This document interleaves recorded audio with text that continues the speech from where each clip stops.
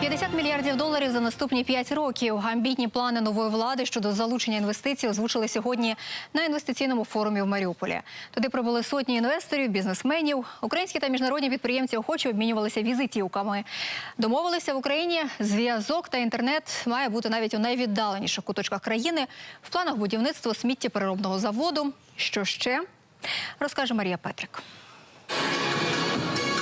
На екрані підприємства, заводи, дороги, природа – все, у що можна вкладати гроші і заробляти. Це кількахвилинний фільм-презентація для інвесторів в Україну.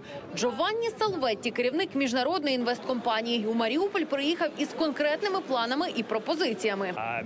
Все, що ви сьогодні бачите, надзвичайно цікаво для будь-якого інвестора. Але ще є проблема з великими приватними інвесторами. Є надра, є можливості, є пропозиції, але є і проблеми. Щоб залучити інвестиції, скажімо, на Донбас, потрібно налагоджувати геополітичну ситуацію. Нові інвестори починають вірити в Україну. Ті, хто вже тут працював, повертаються. Це тренд, який чітко спостерігається з початку року. Та головними інвесторами і досі залишаються заробітчани та українці з-за кордоном. Вони 2018-го надіслали понад 11 мільярдів доларів. Ця цифра з року в рік постійно зростає. Бачимо, що є зацікавлення від сторони іноземних інвесторів. І, зокрема, бачимо, що є більше навіть охот з інвесторів з діаспори. І це дуже важливо, бо діаспора дуже велика. Поверх 20 мільйонів українців живуть поза межами України. Є підприємці, є люди, що керують банками, фінансовими інституціями, бізнесом, що тепер дивляться на Україну.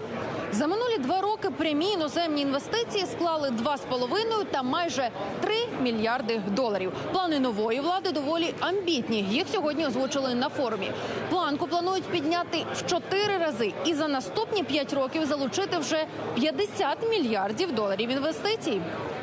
Мета форуму – залучати іноземних та, головно, дати зрозуміти українським інвесторам, що тепер є рівні правила гри та можливості. Особливий захист кожному зі сцени обіцяє президент. Ми проводимо очищення у Генеральній прокуратурі. Довгоочікувану реформу Служби безпеки України. Підтримуємо повну незалежність НАБУ, САП та ДБР.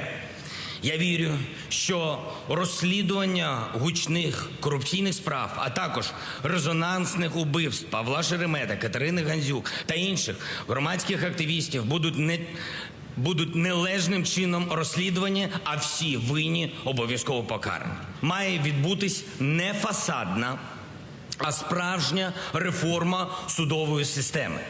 Корумповані суди лякають інвесторів, лякають не менше за вибухи, чесно кажучи, та постріли. Усвідомлюючи це, ми нарешті запустили роботу Вищого антикорупційного суду. Почали очищення Верховного суду та всієї судової системи. Якщо інвестори повірять в Україну, кажуть в уряді, це дозволить прискорити темп економічного зростання до 5% на рік.